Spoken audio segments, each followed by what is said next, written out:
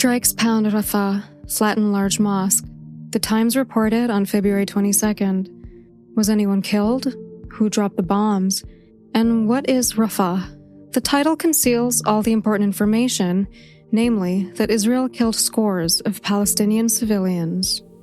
As Dr. Asal Arad has documented, this is one of dozens of headlines deployed by the New York Times to conceal Israeli war crimes.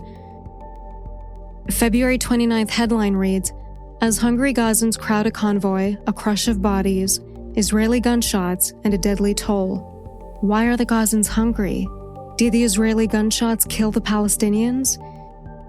In the words of Rad, the Times wrote a haiku to avoid saying Israel massacres Palestinians, that they're deliberately starving in Gaza. In a piece on the Flower Massacre titled "Lack of Plan for Governing Gaza Formed Backdrop to Deadly Convoy Chaos," the article seems to blame the victims of a genocide for having gotten themselves killed. More than 100 were killed and 700 injured, Gazan health officials said, after thousands of hungry civilians rushed at a convoy of aid trucks, leading to a stampede and prompting Israeli soldiers to fire at the crowd. Another headline reads, "Gazans who sought shelter in Rafah are fleeing again." For Rad, this headline needed a complete rewrite. No place is safe in Gaza as Israel bombs and attacks anywhere Palestinians go. The headline debacles are the tip of the iceberg. According to a recent Intercept study, the New York Times used the word horrific 11 times to describe Palestinian violence, but only once to describe Israeli violence from October 7th through mid to late November. The Times also used the words slaughter and massacre 22 and 53 times, more often to describe Palestinian violence than Israeli violence, respectively, even though Israel had killed 13 times more Palestinians during this period. The headlines conceal Israel's war crimes. The word choice whitewashes Israeli violence, while the focus of attention centers Israeli victims. The Intercept study found that for every 2 Palestinian deaths, Palestinians are mentioned once. For every Israeli death, Israelis are mentioned 8 times. Then, there's the paper's peculiar commitment to documenting Hamas atrocities. What is worthy of 150 interviews? What story does the paper stand behind 200%? What story does the paper provide as much time as needed for interviews and investigative research?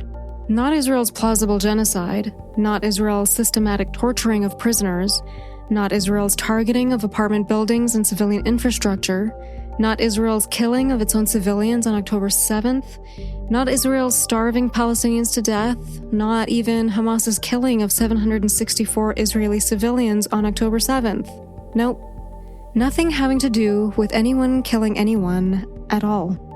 Instead, the New York Times decided it wanted to publish a Hamas rape story and poured limitless resources into it.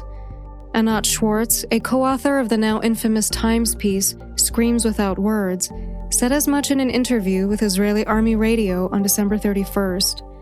According to Schwartz, the New York Times said, "Let's do an investigation into sexual violence." Remarkably, the Times had to convince Schwartz, a former Israeli soldier with no journalism experience, to do the story. Schwartz was asked, "It was a proposal of the New York Times, the entire thing?"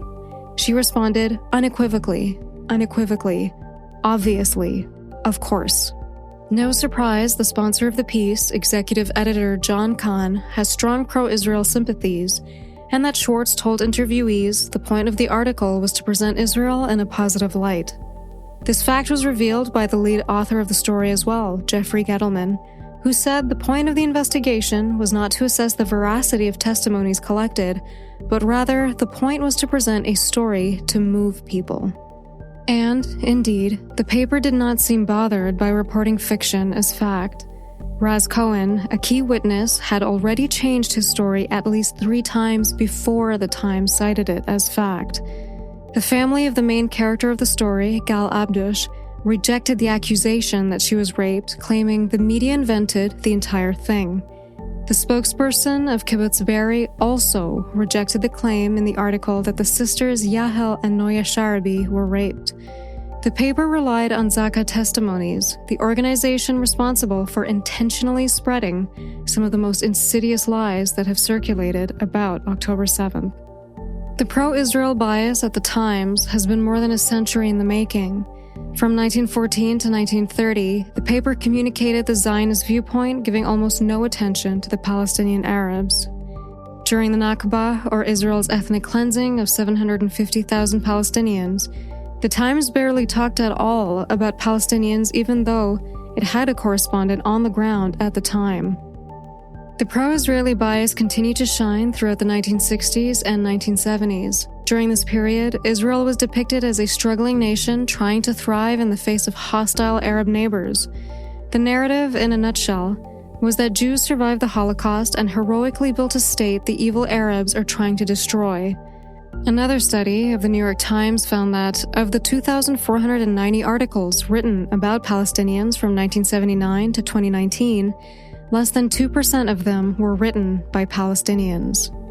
Study after study has documented the bias. During the Second Intifada, the paper overreported Israeli deaths and underreported Palestinian deaths during. It often called the occupied territories disputed and referred to illegal Israeli settlements as neighborhoods, and whenever Palestinian civilians were killed, they were caught in the crossfire. Alas, the paper often described Israelis as dovish or peaceniks, but never Palestinians.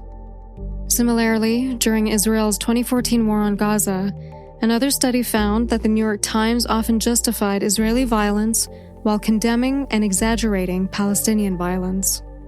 All of these findings are a direct consequence of the newspaper's curious choices for Jerusalem bureau chiefs. The paper has a knack for finding journalists deeply embedded in Jewish-Israeli society. Ethan Bronner's child served in the Israeli military. Isabel Kirshner has family ties to an Israeli think tank that promotes a positive media image of Israel. Thomas Friedman has said on numerous occasions he is deeply committed to the idea of the Jewish state. How many more studies of the paper's selection of editors and writers, headlines, word choice, focus of attention, and carelessness with facts are necessary before its editors ask themselves, are we complicit in Israel's genocidal war on the Palestinians?